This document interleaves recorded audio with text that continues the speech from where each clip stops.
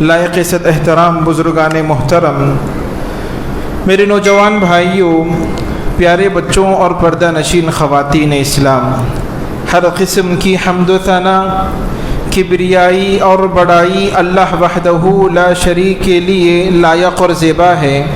جو تنہا سارے جہانوں کا خالق اور مالک ہے۔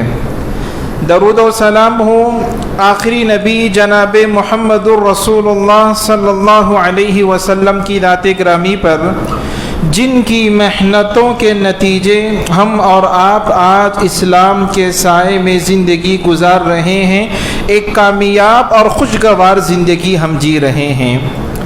حاضرین گرامی، خطبہ مسنونہ کے بعد قرآن مجید کی ایک آیت کا بعض حصہ میں نے آپ کے سامنے تلاوت کیا ہے۔ اللہ رب العالمین نے فرمایا فَالَّذِينَ آمَنُوا بِهِ وَعَزَّرُوهُ وَنَصَرُوهُ وَاتَّبَعُوا النُّورَ الَّذِي أُنزِلَ مَعَهُ، کہ وہ لوگ جو اللہ کے نبی صلی اللہ علیہ وسلم پر ایمان لاتے ہیں، وَتُعَزِّرُوهُ وَتُوَقِّرُوهُ، اور جو آپ کی حمایت کرتے ہیں اور آپ کی عزت کرتے ہیں، آپ کی مدد کرتے ہیں۔ وَاتَّبَعُوا النُّورَ الَّذِي أُنزِلَ مَعَهُ، اور وہ لوگ جو اللہ تبارک و تعالیٰ کی جانب کردہ کتاب پر یعنی کہ قرآن مجید پر وہ لوگ عمل پیرا ہوتے ہیں، اس کی پیروی کرتے ہیں، اپنا اوڑھنا بچھانا بناتے ہیں۔ آگے اللہ رب العالمین نے آیت کے اختتام پر فرمایا اولئک هم المفلحون، تو یہی لوگ کامیاب ہونے والے لوگ ہیں۔ حاضرین گرامی، اس آیت کے اندر اللہ تبارک و تعالی نے 3 باتوں کا ذکر یہاں پر بیان فرمایا ہے۔ پہلی بات تو یہ کہ اللہ کے نبی صلی اللہ علیہ وسلم پر ایمان لایا جائے، آپ صلی اللہ علیہ وسلم کی رسالت کو تسلیم کیا جائے، آخری نبی اور آخری رسول پیغمبر تسلیم کیا جائے، اس بات کا حکم یہاں پر اللہ تبارک و تعالی نے دیا ہے۔ اور آگے فرمایا ایمان لانے کے بعد ایک مومن پر، ایک مسلمان پر جو لازمی چیز ہے،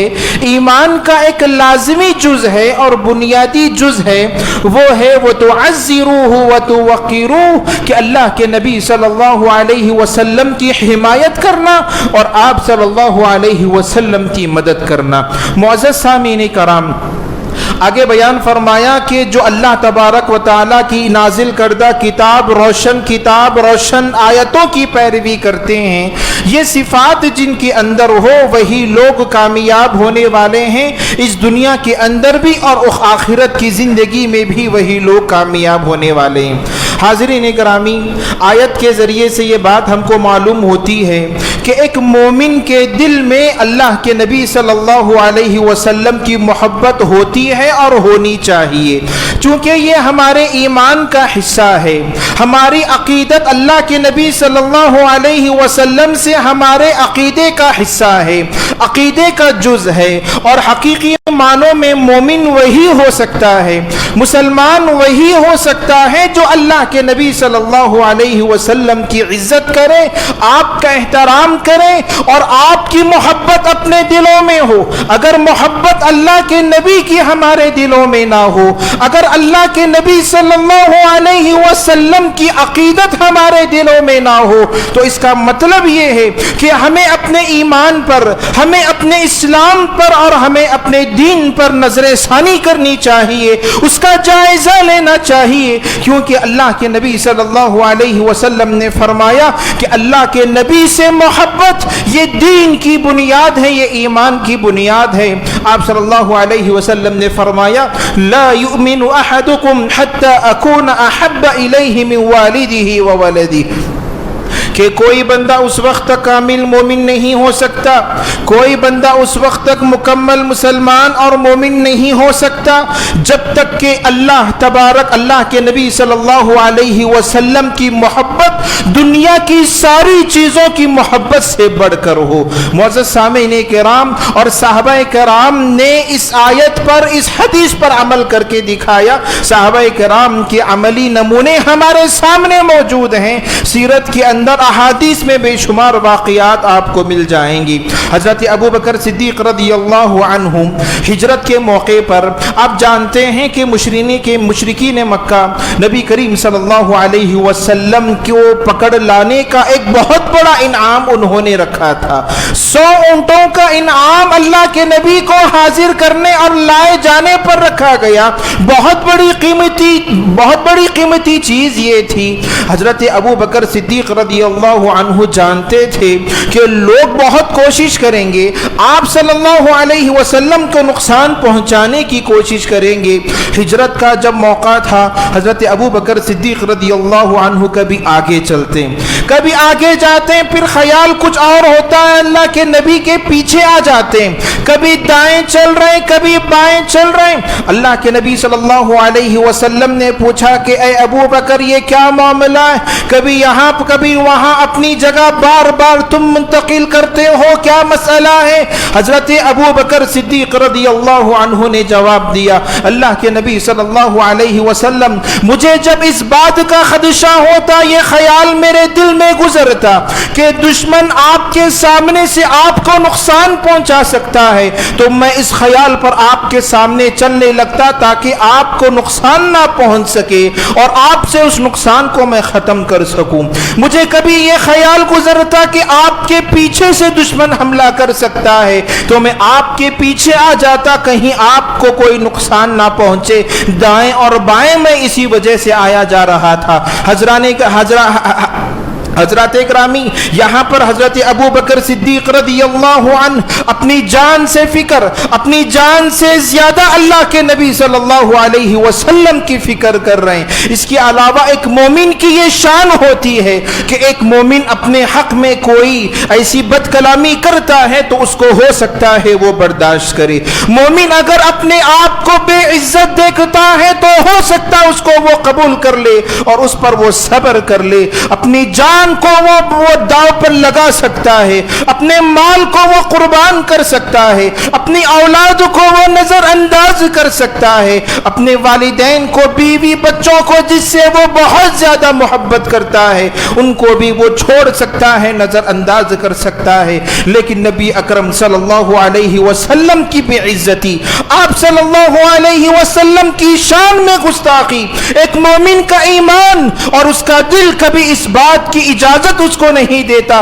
कि वो इस चीज को बर्दाश्त कर सके, उसका खून खोलने लगता है। और मौजूद सामीन कराम, ये सारे अमली नमूने साहबा कराम ने पेश किया था। अगर किसी को कहा, हुक्म दिया गया कि अपनी बीवी को तलाक दे दो, तो साहबा कराम ने फौरन वहां पर तलाक दे दी अपनी बीवी को। अगर अल्लाह के नबी सल्लल्लाहु अलैहि वसल्लम ने किसी को हुक्म दिया है कि फला खातून को अपने निकाह में ले लो, तो उसको उन्होंने अपनी निकाह में ले लिया। आप सल्लल्लाहु अलैहि वसल्लम से जुदाई और वालिदैन की मुलाकात का मामला था। ज़ैद बिन हारिसा रज़ियल्लाहु अन्हु, आप जानते हैं कि नबी करीम सल्लल्लाहु अलैहि वसल्लम के ग़ुलाम थे और इतना ज़्यादा करीब आप सल्लल्लाहु अलैहि वसल्लम के हो चुके थे कि लोग मोहम्मद का बेटा ज़ैद बिन मोहम्मद कहने लगे। काफ़ी अरसे बाद उनके वालिदैन अल्लाह के नबी सल्लल्लाहु अलैहि वसल्लम के पास आए और आकर अर्ज़ किया कि अल्लाह के नबी सल्लल्लाहु अलैहि वसल्लम, ये ज़ैद हैं जो आपके पास हैं, किसी ने उन्हें ग़ुलाम बनाकर फ़रोख्त कर दिया है, हम आपको इसकी जितनी चाहे कीमत अदा करने के लिए तैयार हैं। आप ज़ैद बिन हारिसा को हमारे हवाले कर दीजिए, ज़ैद को लौटा दीजिए। आप सल्लल्लाहु अलैहि वसल्लम ने हजरत ज़ैद को वहां पर इख्तियार दिया। हजरत ज़ैद ने साफ तौर पर इनकार कर दिया और अपने वालिद और अपने चचा के सामने ये ऐलान किया कि मैं आपकी मोहब्बतों को कुर्बान करने के लिए तैयार हूं, लेकिन अल्लाह के नबी सल्लल्लाहु अलैहि वसल्लम की मोहब्बत को मैं कुर्बान नहीं कर सकता, आपकी सोहबत को मैं छोड़ नहीं सकता। ये आजादी जो आप मेरे लिए लाए हैं, इस आजादी पर मैं अल्लाह के नबी का गुलाम बनकर जीना पसंद करता हूं। ये जज्बात साहबा कराम के थे और मौजूद सामीन कराम, एक मोमिन के दिल में भी ये جذبات ہونے چاہیے اور ہوتے ہیں، لیکن ہوتا یہ ہے کہ بعض جو امن پسند کے امن کے خلاف جو لوگ ہوتے ہیں، اسلام اور مسلمانوں کے جو دشمن ہوتے ہیں، کبھی وہ اپنے الفاظ کے ذریعے سے، کبھی اپنے اقوال کے ذریعے سے، کبھی اپنے اعمال اور افعال کے ذریعے سے مسلمانوں کو ٹھیس پہنچانے کی کوشش کرتے ہیں، مسلمانوں کے جذبات کے ساتھ کھلواڑ کرنے کی کوشش کرتے ہیں۔ یاد رکھیں اللہ کے نبی صلی اللہ علیہ وسلم کی شان میں کی جانے والی کوئی گستاخی مسلمان اس کو قبول نہیں کر سکتا، اور قبول نہیں کرنا بھی چاہیے، چونکہ اس کے اندر دنیا کا نقصان ہے اور آخرت کا بھی نقصان ہے۔ صحیح روایت ہے بخاری شریف کی کہ نبی کریم صلی اللہ علیہ وسلم کے زمانے میں ایک عیسائی تھا۔ کیسے نقصان ہوتا ہے دیکھیے، اس کا کیسا نتیجہ نظر آتا ہے دیکھیے۔ صحیح بخاری میں اللہ کے نبی صلی اللہ علیہ وسلم کے حوالے سے ایک واقعہ منقول ہے کہ ایک یہ عیسائی تھا جس نے اسلام قبول کر لیا، آپ صلی اللہ علیہ وسلم کے پاس آیا اور اس نے سورہ بقرہ اور سورہ آل عمران وغیرہ پڑھی۔ آپ صلی اللہ علیہ وسلم نے اس کو لکھنے کے کام پر رکھ لیا تھا، اور اس کے بعد وہ مرتد ہو گیا، دوبارہ عیسائیت میں چلا گیا اور جا کر اپنے لوگوں میں عیسائیوں میں یہ بات پھیلانے لگا کہ میں محمد یہ کچھ نہیں ہے، میں جو کچھ لکھتا ہوں اسی کے وہ محتاج ہے، میں جو کچھ لکھ کر دیتا ہوں اسی کے محتاج ہے، اگر میں نہ لکھوں تو محمد کچھ نہیں۔ یعنی کہ اللہ کے نبی صلی اللہ علیہ وسلم کی شان میں اس نے گستاخی کی اور بے علم اللہ کے نبی صلی اللہ علیہ وسلم کو ثابت کرنے کی کوشش کی۔ ہوا یہ کہ اس کا انتقال ہو گیا، وفات ہو گئی، اس کے اپنے لوگوں نے اسے قبر میں دفن کیا۔ دوسرے دن دیکھا کہ اس کی نعش باہر نکلی ہوئی ہے، اور ان کے لوگوں نے کہا کہ یہ محمد اور ان کے دوستوں کا، ان کے صحابہ کا یہ عمل۔ اس لاش کو لے گئے اور دوسری جگہ پر اس کو دفن کیا، اور وہاں پر بھی یہی معاملہ کہ اس کی نعش باہر نکلی ہوئی۔ تیسرے دن بھی یہی معاملہ تھا، تو انہیں یہ بات سمجھ میں آ گئی کہ یہ محمد اور ان کے ساتھیوں کا کام نہیں، بلکہ یہ اللہ تبارک و تعالی کے عذاب میں مبتلا ہے۔ معزز سامعین کرام، صحیح بخاری کی اس روایت کے اندر یہ بات معلوم ہوتی ہے، جو گستاخ رسول صلی اللہ علیہ وسلم ہوتا ہے اس کے برے نتائج اسی دنیا میں اس پر رونما ہوں گے، اور وہ اس کا برے انجام سے دوچار ہوگا۔ حاضرین گرامی، یہاں پر ہماری اور آپ کی کیا ذمہ داری ہے؟ جو اعتراضات آپ صلی اللہ علیہ وسلم پر کیے جاتے ہیں، جو الزامات آپ صلی اللہ علیہ وسلم پر کیے جاتے ہیں، واقعی طور پر مسلمان اس کو قبول نہیں کرتا، حقیقت میں مسلمان اس کو سننا بھی گوارا نہیں کرتا، لیکن یہ اور بات ہے کہ ہم میں سے بہت سارے لوگ اس کے جواب سے ناواقف ہوتے ہیں۔ ہمیں اس بات کا جواب معلوم ہونا چاہیے، کہیں ایسا نہ ہو یہ شکوک، یہ شبہات ہمارے لوگوں کے ذہنوں میں ایسے پنپنے پڑے کہ کہیں ایسا نہ ہو کہ ان کی زبان سے کوئی غلط کلامی اور بد کلامی اللہ کے نبی صلی اللہ علیہ وسلم کی شان میں نکل جائے۔ تو اسی لیے معزز سامعین کرام، پہلا اعتراض جو اللہ کے نبی صلی اللہ علیہ وسلم کی شان میں کیا جاتا ہے وہ یہ ہے کہ آپ صلی اللہ علیہ وسلم نے کم عمر میں حضرت عائشہ رضی اللہ عنہا سے نکاح کیا، کم عمری میں حضرت عائشہ رضی اللہ عنہا سے نکاح کیا تھا، یہ پہلا اعتراض کیا جاتا ہے۔ اور حقیقت میں صحیح بخاری کی روایت سے یہ بات ثابت ہوتی ہے، حضرت عائشہ رضی اللہ عنہا فرماتی ہیں کہ نبی کریم صلی اللہ علیہ وسلم نے آپ حضرت عائشہ رضی اللہ عنہا سے جو نکاح کیا تھا 6 سے 7 سال کے درمیان کیا، 6 اور 7 سال کے درمیان آپ صلی اللہ علیہ وسلم نے نکاح کیا، لیکن جو رخصتی ہوئی، وداعی ہوئی، حقیقی معنوں میں جو ازدواجی زندگی کا آغاز ہوا وہ 9 سال کی عمر میں ہوا۔ صحیح بخاری کی یہ روایت ملتی ہے، اور انہی روایتوں کو لے کر سمجھے بغیر وہ اللہ کے نبی صلی اللہ علیہ وسلم پر اعتراض کرتے ہیں۔ معزز سامعین کرام، ایسے لوگوں کو یہ جاننا چاہیے یا پھر ہمیں اس بات کا علم ہونا چاہیے، دیکھیے لوگوں کی طبیعتیں مختلف ہوتی ہیں، لوگوں کے حالات مختلف ہوتے ہیں، جگہ اور مقام اور غذائیت کا اثر انسان کی جسم اور انسان کی صحت پر ہوتا ہے، اور عرب جو مقام ہے وہ انتہائی گرم علاقہ ہے، انتہائی گرمی والا علاقہ ہے، اور تحقیق بھی اس بات کو ثابت کرتی ہے کہ جہاں پر گرمی والا علاقہ ہو تو وہاں پر لڑکیاں بہت جلد بلوغت تک پہنچتی ہیں۔ انسان کی غذا کا اثر انسان کے جسم जिस्म पर होता है। अरब के ममालिक, अरब का जो माशरा था, वहां पर खवातीन बहुत जल्द बुलूगत तक पहुंच जाती हैं, और जो इलाके सर्द होते हैं, सर्दी वाले इलाके होते हैं, तो वहां पर खवातीन देर से बुलूगत तक पहुंचती हैं। कभी 20 साल तक भी अहले इल्म और इसके तजिया निगार लिखते हैं कि 20 साल तक भी कभी बुलूगत को खवातीन को लग जाते हैं। तो मुअज़्ज़ज़ सामीन कराम, अल्लाह के नबी सल्लल्लाहु अलैहि वसल्लम ने हज़रत आयशा रज़ियल्लाहु अन्हा से जो निकाह किया, वो अल्लाह के नबी सल्लल्लाहु अलैहि वसल्लम ने बुलूगत से कबल नहीं, बल्कि हज़रत आयशा रज़ियल्लाहु अन्हा वहां पर निकाह के काबिल हो चुकी थी। और इसकी सबसे बड़ी दलील ये है कि आप सल्लल्लाहु अलैहि वसल्लम के निकाह में आने से पहले हज़रत जुबैर बिन मुतइम के निकाह में नहीं, बल्कि उनसे बातचीत तय हो चुकी थी, उनसे बातचीत तय हो चुकी थी। सही मुस्नद अहमद की रिवायत है, सही रिवायत है, हज़रत खौला बिनते हकीम रज़ियल्लाहु अन्हा अल्लाह के नबी सल्लल्लाहु अलैहि वसल्लम के पास तशरीफ़ लाती हैं, आकर अर्ज़ करती हैं, हज़रत खदीजा रज़ियल्लाहु अन्हा के वफ़ात के बाद आकर अर्ज़ करती हैं, अला तज़व्वज, अल्लाह के नबी सल्लल्लाहु अलैहि वसल्लम क्या आप निकाह नहीं करेंगे? आप सल्लल्लाहु अलैहि वसल्लम ने पूछा, किन से मैं निकाह करूं? हज़रत खौला बिनते हकीम ने कहा कि एक बाकिरा है और एक तय्यबा है, यानी कि एक नौजवान लड़की जो इसका निकाह भी नहीं हुआ, और एक ऐसी लड़की भी, ऐसी खातून भी है जिसका निकाह पहले हो चुका था। मुअज़्ज़ज़ सामीन कराम, यहाँ पर हज़रत खौला बिनते हकीम ने अल्लाह के नबी सल्लल्लाहु अलैहि वसल्लम के सामने जो पेशकश की थी, तो इससे ये बात मालूम होती है कि हज़रत खौला बिनते हकीम ये जानती थी कि हज़रत आयशा निकाह के काबिल हो चुकी, निकाह के काबिल वो हो चुकी थी, तभी तो अल्लाह के नबी सल्लल्लाहु अलैहि वसल्लम के सामने उन्होंने मसले को पेश किया।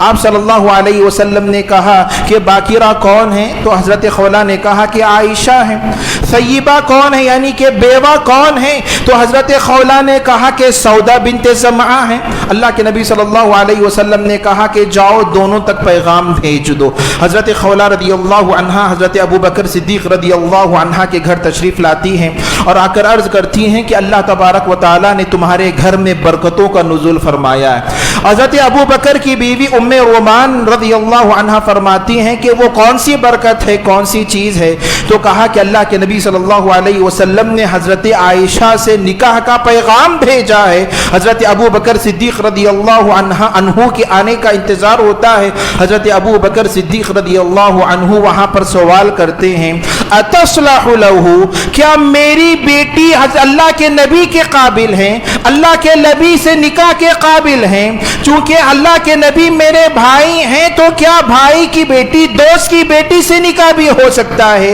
यहाँ पर बाप की रजामंदी से निकाह हो रहा है, बाप की रजामंदी के साथ अल्लाह के नबी ने हज़रत आयशा रज़ियल्लाहु अन्हा से निकाह किया। कोई यहाँ पर ख्वाहिशात की बात नहीं थी, बल्कि हज़रत आयशा रज़ियल्लाहु अन्हा निकाह के काबिल हो चुकी थी। ये इस बात की दलील इस वाक़ये से हमको मिलती है। तो मालूम ये हुआ कि हज़रत आयशा रज़ियल्लाहु अन्हा से जो निकाह हुआ था वो कम सीनी में नहीं, कम उम्री में नहीं, बल्कि हज़रत आयशा रज़ियल्लाहु अन्हा निकाह के काबिल हो चुकी थी। और तारीख़ में ज़माने जाहिलियत में इस किस्म की बहुत सारी मिसालें हमको मिलती हैं कि जिन्होंने 9 साल 10 साल की उम्र की लड़कियों से निकाह किया हो। हज़रीन गिरामी, यहाँ पर इस एतराज़ का एक और जवाब अहले इल्म ने जो दिया है वो ये कि अल्लाह के नबी सल्लल्लाहु अलैहि वसल्लम के जो दुश्मन थे वो हमेशा आप सल्लल्लाहु अलैहि वसल्लम की टोह में और आप सल्लल्लाहु अलैहि वसल्लम पर नुक्ताचीनी करने के इंतज़ार में लगे रहते थे। आप सल्लल्लाहु अलैहि वसल्लम को बदनाम करने के लिए वो नए नए हरबे उन्होंने ईजाद किया। उन्होंने अल्लाह के नबी पर झूठे इल्ज़ामात भी लगाए, यहाँ तक कि उन्होंने पागल कहा, जादूगर कहा, हालांकि अल्लाह के नबी सल्लल्लाहु अलैहि वसल्लम के अंदर ये सारी चीज़ें मौजूद नहीं थी।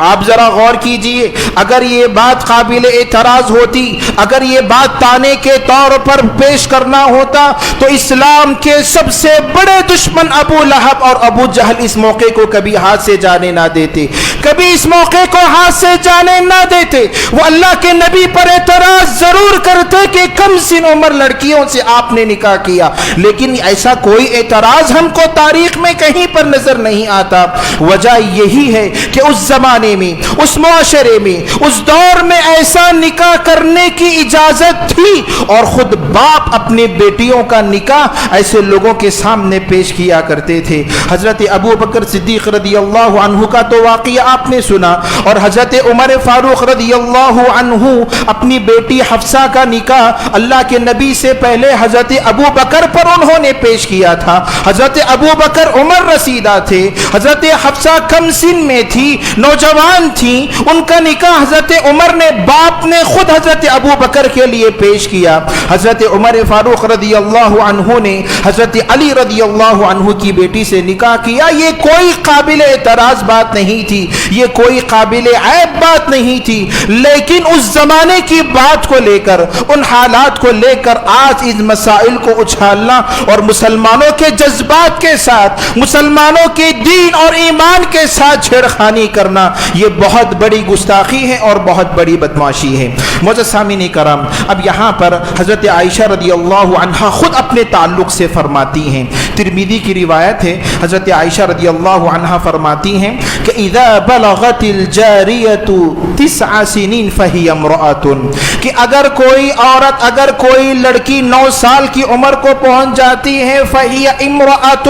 تو وہ عورت بن جاتی ہے، مطلب یہ کہ وہ بلوغت کو پہنچ جاتی ہے، وہ نکاح کے قابل ہوتی ہے۔ اب اللہ کے نبی صلی اللہ علیہ وسلم پر کیے جانے والے یہ اعتراضات سارے بے بنیاد ہیں، جہالت پر مبنی یہ اسباب ہیں۔ اللہ کے نبی صلی اللہ علیہ وسلم نے جو نکاح کیا تھا اس کے بڑے مقاصد تھے۔ سب سے پہلا مقصد یہ تھا، آپ جانتے ہیں حضرت ابو بکر صدیق رضی اللہ عنہ مرد حضرات میں سب سے پہلے ایمان لانے والوں میں سے تھے، اور آپ صلی اللہ علیہ وسلم کے قریبی دوست تھے، اور آپ صلی اللہ علیہ وسلم حضرت ابو بکر صدیق رضی اللہ عنہ کے اس رشتے کو مضبوط کرنے کے لیے، اور اگر انکار کرتے تو حضرت ابو بکر کو تکلیف ہوتی، یا حضرت ابو بکر رضی اللہ عنہ کے اعزاز کے طور پر یہ رشتہ قبول کیا تھا۔ اور اس کی دوسری سب سے بڑی وجہ یہ ہے کہ حضرت اللہ کے نبی صلی اللہ علیہ وسلم کے جتنی بھی ازواج مطہرات تھیں وہ عمر رسیدہ تھیں، بڑی عمر والی تھیں،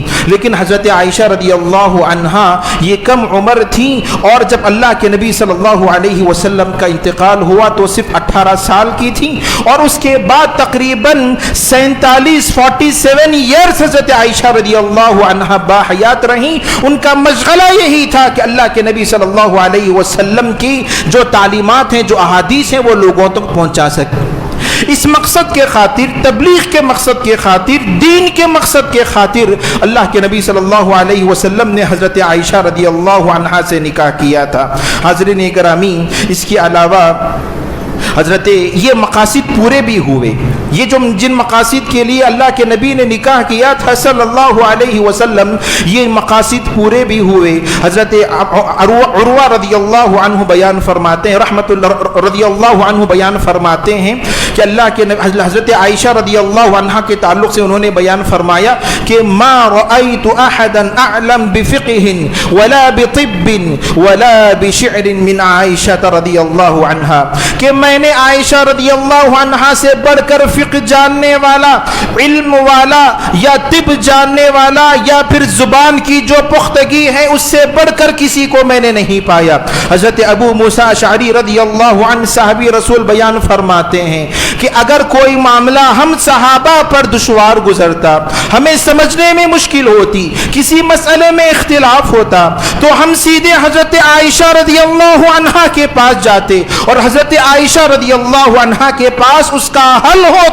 اللہ کے نبی کی احادیث کی روشنی میں وہ ہمارے مسائل کو حل کرتی۔ جس مقصد کے خاطر، دین اور احادیث اور تعلیم کی غرض سے اللہ کے نبی نے جو مقاصد کے خاطر نکاح کیا تھا، وہ مقصد پورا ہوتا نظر آتا ہے۔ حاضرین گرامی، اس کے علاوہ ایک اور اعتراض اللہ کے نبی صلی اللہ علیہ وسلم پر جو کیا جاتا ہے وہ یہ کہ آپ صلی اللہ علیہ وسلم نے ایک سے زائد نکاح کیے، ایک سے زائد نکاح کیے۔ معزز سامعین کرام، ایسے لوگوں کو تاریخ جاننی چاہیے، اللہ کے نبی صلی اللہ علیہ وسلم کی سیرت ان کو پڑھنی چاہیے۔ آپ صلی اللہ علیہ وسلم نے اپنی عین جوانی میں، جب آپ 25 سال کے تھے، 25 سال کی عمر آپ کی تھی، عین جوانی کے موقع پر اپنا سب سے پہلا نکاح جس سے کیا وہ حضرت خدیجہ رضی اللہ عنہا سے کیا، اور اس وقت حضرت خدیجہ رضی اللہ عنہا کی عمر 40 سال کی تھی۔ اگر خواہشات کی بات ہوتی، اگر نفسانی خواہشات کی بات ہوتی تو جوانی میں بات ہونی چاہیے تھی۔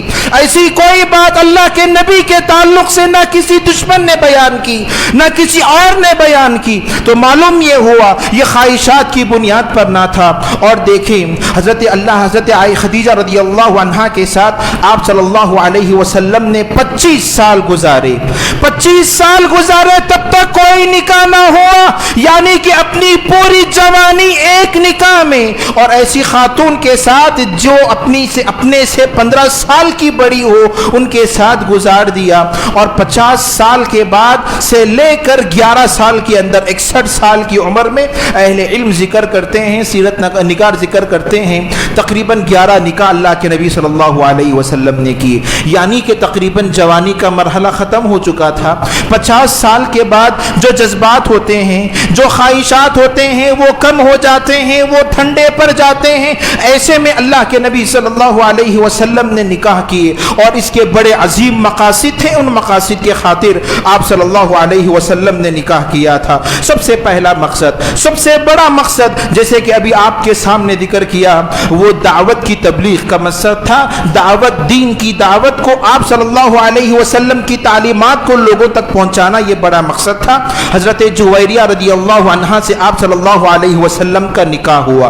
حضرت جویریہ رضی اللہ عنہا یہ بنو المصطلق غزوے کے موقع پر یہ قیدی بن کر اللہ کے نبی صلی اللہ علیہ مسلمانوں کے حصے میں آئیں، تو زید بن ثابت کے یہ حصے میں آئیں، زید بن ثابت یا ثابت بن قیس کے یہ حصے میں آئیں، تو اللہ کے نبی صلی اللہ علیہ وسلم کے پاس وہ تشریف لاتی ہیں اور آ کر عرض کرتی ہیں کہ اللہ کے نبی صلی اللہ علیہ وسلم، میں سردار کی بیٹی ہوں، تو میرے لیے کسی کی غلام بن کر رہنا یہ میں اپنے لیے مناسب نہیں سمجھتی، لہذا میں مکاتبہ کرنا چاہتی ہوں، میں اپنے آپ کو آزاد کرنے کے لیے میں رقم دینے کے لیے تیار ہوں، لہذا آپ میری مدد کریں، آپ اللہ کے نبی ہیں، آپ اللہ کے رسول ہیں۔ آپ صلی اللہ علیہ وسلم نے وہاں پر حضرت جویریہ رضی اللہ عنہا سے کہا کیا تم اس سے بہتر چیز پسند نہیں کرو گی؟ اور جواب میں اللہ کے نبی صلی اللہ علیہ وسلم نے کہا کہ میں تمہاری رقم بھی ادا کروں گا اور تمہیں اپنے نکاح میں بھی لے لوں گا۔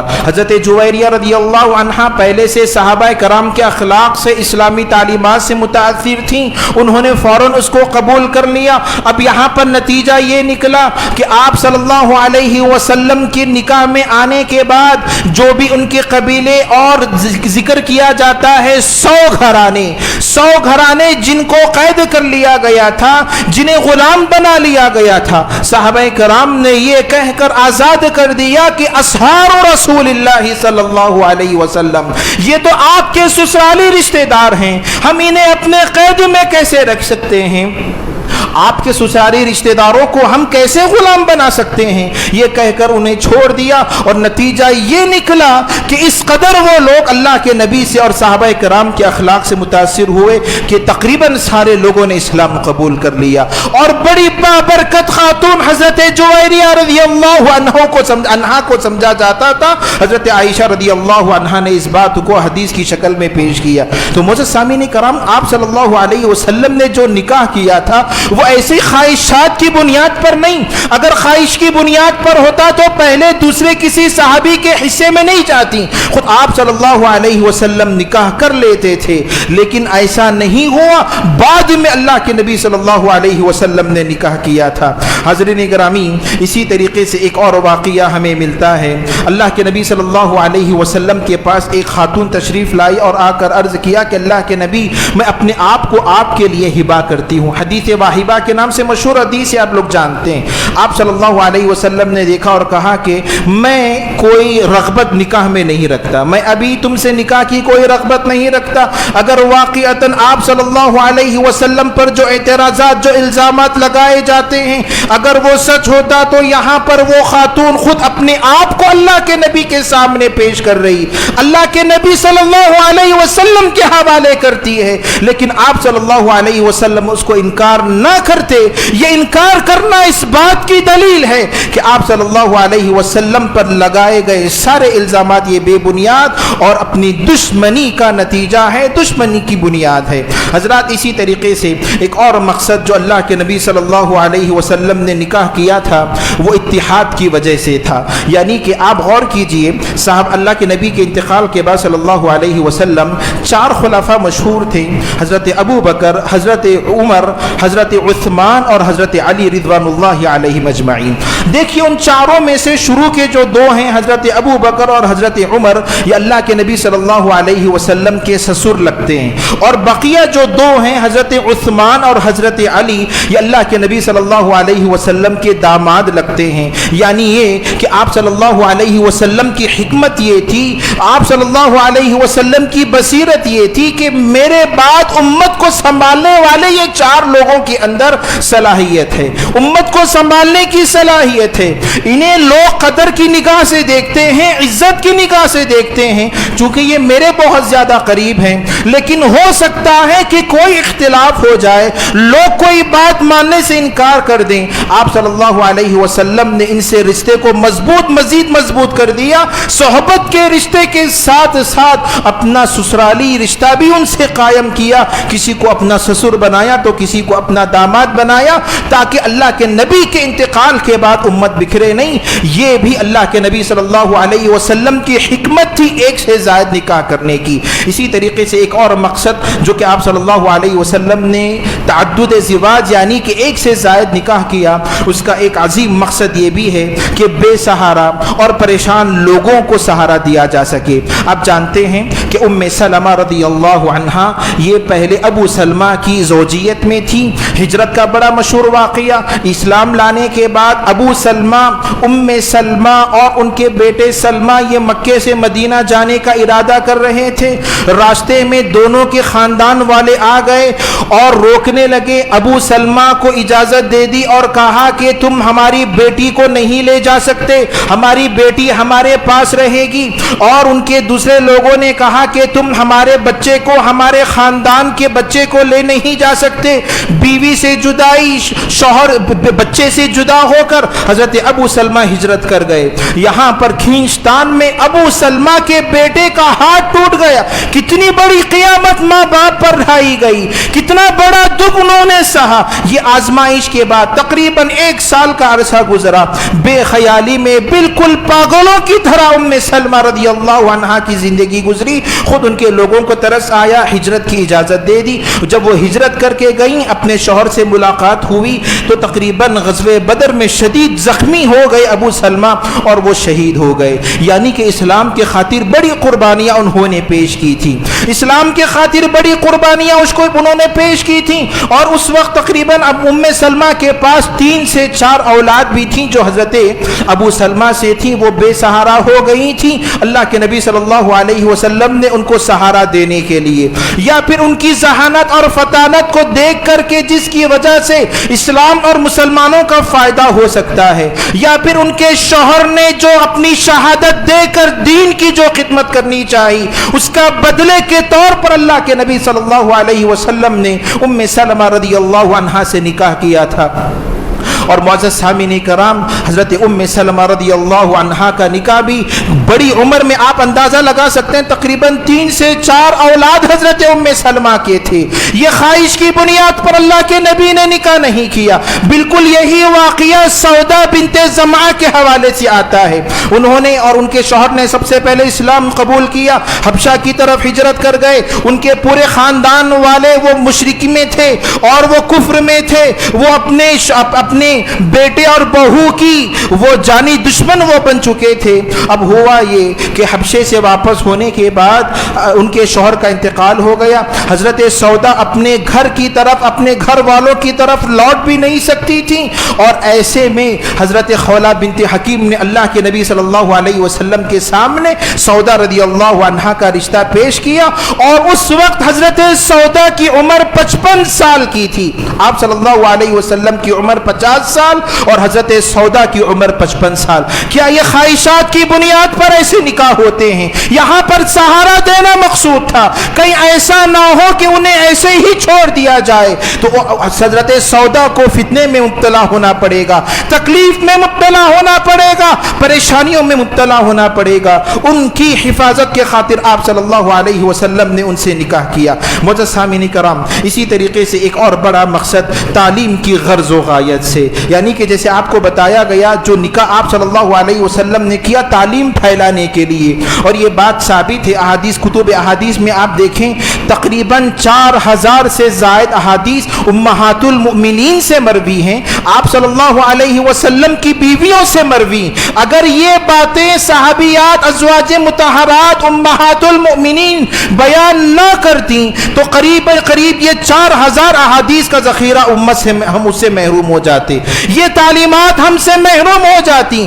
یہ مقصد سے اللہ کے نبی صلی اللہ علیہ وسلم نے ایک سے زائد نکاح کیے، اور یہ مقصد پورا ہوتا ہمیں نظر آتا ہے۔ اسی طریقے سے ایک اور مقصد جو کہ اللہ کے نبی صلی اللہ علیہ وسلم نے نکاح کیا وہ ہے شریعت بتانے کے لیے، سکھانے کے خاطر۔ اب جانتے ہیں ابھی آپ کے سامنے بتایا گیا کہ زید بن حارث، یہ کہ اللہ کے نبی صلی اللہ علیہ وسلم کے اتنے قریبی تھے کہ ان کو زید بن محمد کہا جانے لگا۔ اللہ کے نبی صلی اللہ علیہ وسلم کی ایک رشتہ دار تھیں جو کہ اونچے نسب کی تھیں، اونچے حسب کی تھیں، آپ صلی اللہ علیہ وسلم نے ان کا نکاح حضرت زید بن حارثہ سے کر دیا۔ دیکھیے کیسے اپنے آپ کو قربان کرنے کا جذبہ، وہ اونچے خاندان سے تھیں، اور یہ اللہ کے نبی صلی اللہ علیہ وسلم کے منہ بولے بیٹے زید بن حارثہ یہ آزاد کردہ غلام تھے، لیکن اللہ کے نبی کا حکم تھا، لیکن وہاں پر جو ان دونوں نے اس کو تسلیم کر دیا، لیکن آگے چل کر ان دونوں کا رشتہ نبھ نہ سکا، حضرت زید نے طلاق کی اجازت چاہی، لیکن اللہ کے نبی صلی اللہ علیہ وسلم نے انہیں روکا، انہیں سمجھایا، اور اللہ تبارک و تعالیٰ نے پہلے ہی وحی کر دی تھی کہ اب ان کے طلاق کے بعد آپ کو ان سے نکاح کرنا ہے۔ دور جاہلیت میں کیا ہوتا، جو متبنہ لے پالک جس کو پال لیا جاتا اس کو حقیقی بیٹے کے طور پر سمجھا جاتا، اور اس کی بیوی کو اپنی بہو سمجھا جاتا تھا، اور اس سے نکاح کو ناجائز اور حرام قرار دیا جاتا تھا۔ اللہ تبارک و تعالیٰ نے اس قانون کو بدلنے کے لیے، اس غلط فہمی کو بدلنے کے لیے، شریعت کی ایک تعلیم کو یہاں پر لوگوں کے سامنے بیان کرنے کے لیے آپ صلی اللہ علیہ وسلم کو عملی طور پر یہ کروایا تاکہ لوگوں سے یہ غلط فہمی دور ہو جائے، اور آپ صلی اللہ علیہ وسلم اس سے خوف بھی محسوس کر رہے تھے۔ سورہ احزاب میں اللہ رب العالمین نے بیان فرمایا واللہ مبدی، اللہ تبارک و تعالی اس بات کو ظاہر کرنا چاہتے ہیں، وتخشى الناس، اور آپ لوگوں سے ڈر رہے ہو، واللہ احق ان تخشى، اور حالانکہ اللہ تبارک و تعالی زیادہ حق رکھتا ہے کہ اس سے ڈرا جائے۔ آپ کو نکاح کرنا ہے، آپ نکاح کیجئے، لوگوں سے ڈرنے والی بات نہیں، یہاں پر دین کا ایک مسئلہ بتانا مقصود تھا، اور اسی مقصد کے خاطر اللہ کے نبی صلی اللہ علیہ وسلم نے نکاح کیا تھا۔ حضرات، ایسے میں ہماری ذمہ داری کیا بنتی ہے؟ ہمیں اور آپ کو جب ایسے حالات سے گزرنا پڑتا ہے، یاد رکھیے اللہ کے نبی کی جو محبت ہوتی ہے وہ انہی لوگوں کے دلوں میں ہوتی ہے جو مومن ہوتے ہیں، جن کے دل میں ایمان ہوتا ہے۔ جو مومن نہیں، جن کے دل میں ایمان نہیں، اللہ کے نبی کی محبت بھی ان میں نہیں ہوتی، بلکہ اللہ کے نبی صلی اللہ علیہ وسلم کی شخصیت ہی ایسی شخصیت تھی جن سے محبت کرنی چاہیے۔ یہی وجہ ہے کہ تاریخ میں بے شمار غیر مسلم آپ کو ایسے ملیں گے جو اللہ کے نبی صلی اللہ علیہ وسلم سے محبت کیا کرتے تھے، اور آپ صلی اللہ علیہ وسلم کے لیے اپنی بازی لگانے کے لیے مال و دولت کو قربان کرنے کے لیے تیار تھے۔ معزز سامعین کرام، ہماری ذمہ داری، سب سے بڑی ذمہ داری یہاں پر یہ ہوتی ہے کہ ہم اپنے جذبات پر قابو پائیں۔ یقیناً یہ بہت ہی بڑا سانحہ ہے، بہت ہی بڑا حادثہ ہے ایک مسلمان کے لیے، لیکن یہاں پر جذبات میں آ کر کوئی ایسا عمل نہ کر دینا کہ جس کی وجہ سے سارے ان کے جرائم پر پانی پھر جائے اور نشانے پر مسلمان آ جائیں۔ ایسی کوئی غلطی نہ کرنا، اپنے جذبات کو قابو میں رکھنا، کیونکہ اللہ تبارک و تعالیٰ نے قرآن مجید میں بیان فرمایا،